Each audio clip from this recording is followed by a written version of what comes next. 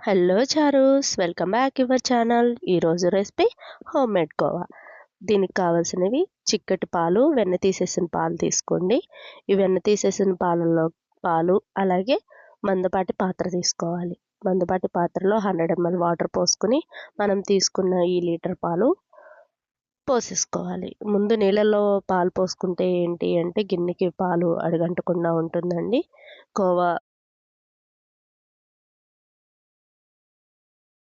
ఇలా ఒకసారి ట్రై చేసేయండి. ఈ పాత్రలో ఆ పాలని మనం మరగబెట్టుకుని ఇలా చిక్కగా చేసుకోవాలి. చుట్టూ అంచులు గీరుకుంటూ మంచిగా కలుపుకుంటూనే ఉండాలండి. నాకైతే 45 మినిట్స్ పట్టింది ఈ లీటర్ పాలకి. ఒకసారి మీరు కూడా ట్రై చేసేయండి. అందులోకి ఒక స్పూన్ బేకింగ్ సోడా వేసుకుని కలుపుకుంటూనే ఉండండి. ఇలా దగ్గర పడిన తర్వాత బేకింగ్ సోడా వేసుకుంటే మంచి కలర్ అనేది కోవాకి వస్తుందన్నమాట. ఒకసారి ఇలా ట్రై చేసేయండి. ఇవి కోవా చిక్కబడిపోయిన తర్వాత కొంచెం లూజ్ స్ట్రెచ్చరే పెట్టుకోండి. ఇలా గిన్నెకి స్ప్రెడ్ చేసేసుకుని చల్లార్పుకోవాలి.